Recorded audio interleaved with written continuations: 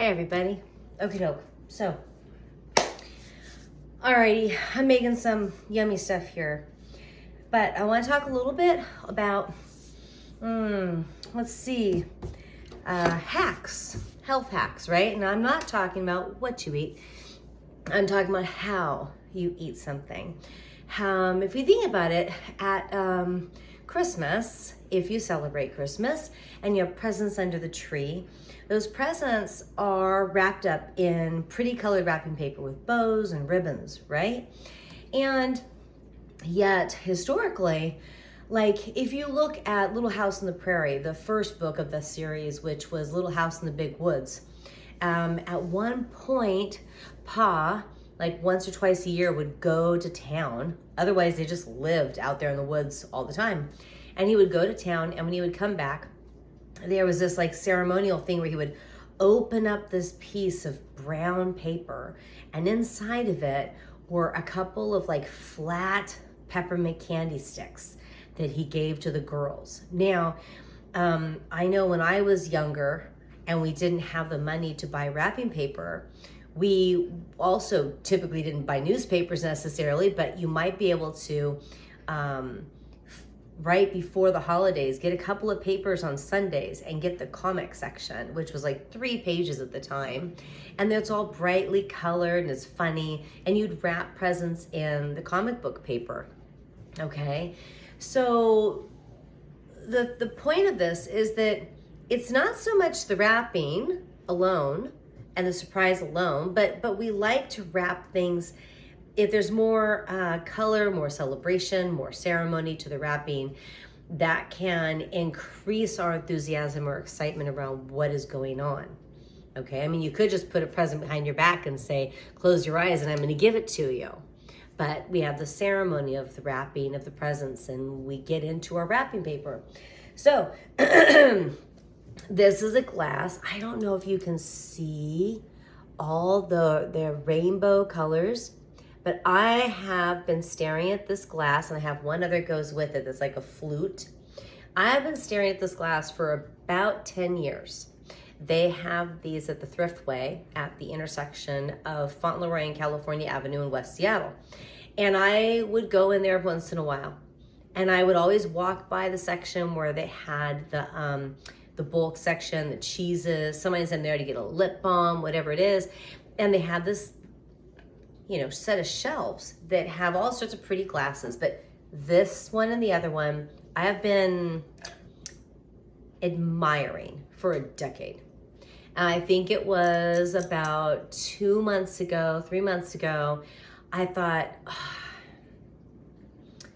okay, I don't need pretty glasses, but I had reached like the 1 year mark following my divorce. And I'm like, you know what?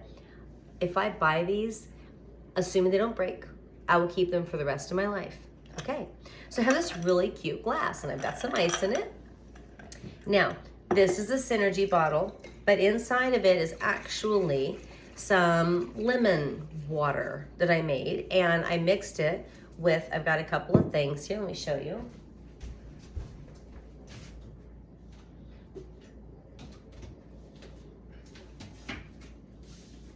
All right. So I've got acacia fiber, algae cal collagen, and inulin. And these are all really good for you. And what's really cool is that they don't have any flavor, so you can mix them with anything. So I mixed them with water and actually a little bit of lemon flavored electrolyte from a particular brand that's just amazing. And so watch what I'm gonna do. There we go. Oh, that's so pretty. There we go. Look at that. Isn't that gorgeous? Yay!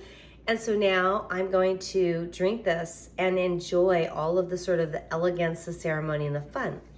Well, back in 2020, when my uncle had a stroke and I went down to the desert to help my aunt and my uncle. And then I ended up I spent the whole winter there taking care of the property while they had to go do other things. And because of his stroke, he couldn't manage the property alone. So he went with my aunt They went up to Colorado together and I was alone. And one thing I was doing is I was like, I'm gonna be 100% healthy. So when I meet with COVID, I'm gonna do fine. I was 48 at the time. And I'm like, I'm gonna be at my peak health. I'm going to be super low inflammation. I'm going to be completely ready to meet this bioengineered virus. So the biological weapon was coming my way. I was about to be attacked like the rest of the planet, but I wanted to be fully ready. And so I was eating super healthy. And one thing I got into was beets are really good for you. And I would peel the beets and then I'd chop them up and I would boil them. And then I would take them out. But what I found was that the beet water, when you boil beets, is the unbelievably beautiful, deep, gorgeous color, and it tastes amazing. And when you're not eating any sugar at all, everything that has a natural sugar in it tastes like a Snickers bar, right? The level of sweetness. You're not messing up your body's ability to sense sweetness. So I would get, they had this really beautiful like wine goblet. They didn't have a bunch of stuff because, you know, they weren't into that type of lifestyle, but there's this one beautiful wine goblet. And so I would take the beet juice, although it was cooked, and I would pour it into my wine goblet, and it looked just like a beautiful glass of red wine. And I hate wine, can't stand the flavor. I don't like nitrites or whatever it is that's in the wine. It makes my nose hurt. I'm allergic to it. And I don't like the flavor, horrible. And I'm not interested in getting a buzz unless I'm like in very unique situations with certain people and we're having fun. Otherwise, I don't drink to calm down. I don't do that. But there's a ceremony and an elegance. You know, I didn't just pour it into a mug and then sit there and drink it and think, okay, I'm gonna be healthy. No, I poured it into this beautiful glass. And I was like, oh. And I would have like my delicious salad with my meat on it. And everything was so healthy and wonderful. But I had this awesome glass with this delicious stuff that was so yummy. So, in your life, why not make things that are super healthy and good for you, elegant, special, beautiful, feel like a treat? Why not do that? Okay. I just love this glass. Oh, so good. Okay, so a few more minutes real quick before I hit the 10-minute mark. I discovered this. I don't know if you can see it. See that? There you go. I discovered, there you go, chia seed pudding when I went to Copenhagen in Denmark, okay? And oh my gosh, I've been to Copenhagen 3 times now. And each time I go to the same 4-block, permanent all year round, like farmer's market.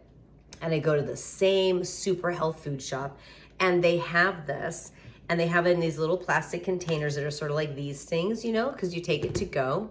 And they have different flavors, and they'll put toppings, like the chocolate. We'll have maybe raspberries and coconut shavings on top, and then whatever. So it's chia seeds, and then I use coconut milk, coconut cream from a can. Let me get this for you.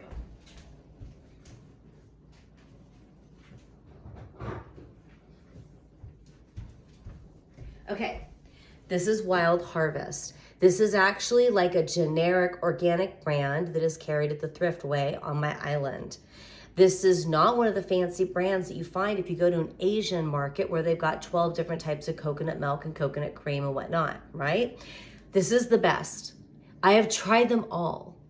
They all have a horrible background flavor. This one does not. This is clean and crisp and bright, and it does not have that muted, dull, yucky flavor, okay? Cream of the crop, literally. And it's coconut milk.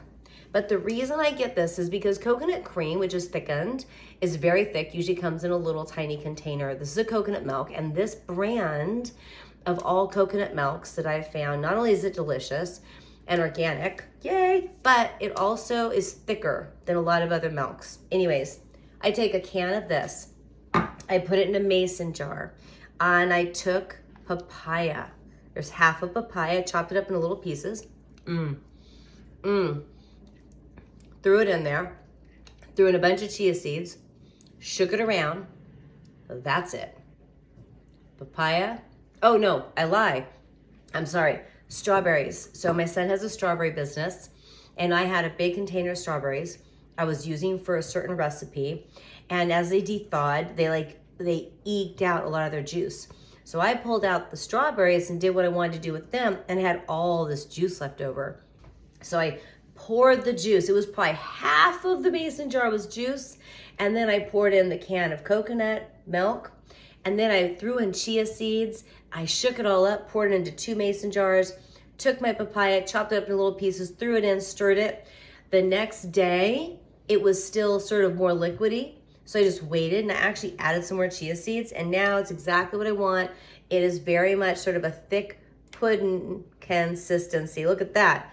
Oh, it's delicious. Definitely no added sugar.